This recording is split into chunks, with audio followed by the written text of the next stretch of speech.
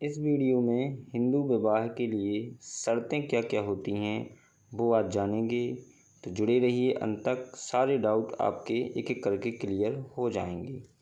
तो दोस्तों, हिंदू विवाह अधिनियम 1955 की धारा 5 में हिंदू विवाह के लिए महत्वपूर्ण शर्तें दी गई हैं, जिसमें पहली, विवाह के समय दोनों पक्षकारों में से ना तो वर की कोई जीवित पत्नी हो और ना वधू का कोई जीवित पति हो, ये शर्त है। और दूसरी है, विवाह के समय दोनों पक्षकारों में से कोई पक्षकार चित्त विकृति यानी पागलपन के परिणाम स्वरूप विधिमान सम्मति देने में असमर्थ न हो, या विधिमान सम्मति या सहमति जिसे हम कह सकते हैं देने में सामर्थ होने पर भी इस प्रकार के या इस हद तक के मानसिक विकार से पीड़ित ना रहा हो कि वह विवाह और संतानोत्पत्ति यानी कि संतान पैदा करने के लिए अयोग्य हो, और है उसे उन्मत्तता का बार बार दोहराना पड़ता हो।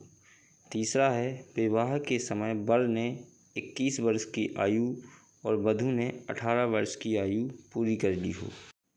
चौथा है, जब तक कि दोनों पक्षकारों में से हर एक को शासित करने वाली रूढ़ि या प्रथा से उन दोनों के बीच विवाह अनुज्ञात ना हो, वे प्रतिसिद्ध नातेदारी डिग्रियों के भीतर ना हो।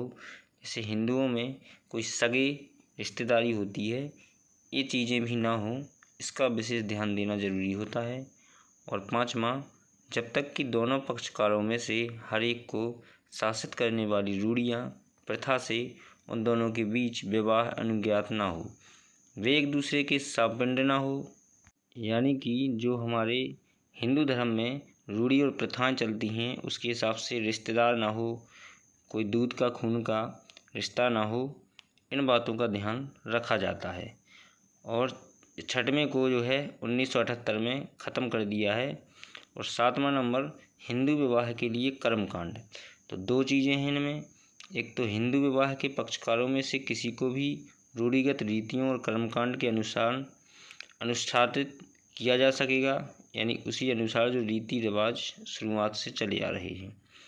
दूसरा, जहाँ की ऐसी रीतियों से कर्मकांड के अंतर्गत सप्तपदी अर्थात अग्नि के समक्ष वर और वधू द्वारा संयुक्ततः 7 पद चलना आता है, वहाँ विवाह पूर्ण और आबद्धकर तब होता है जब 7वां पद चल लिया जाता है।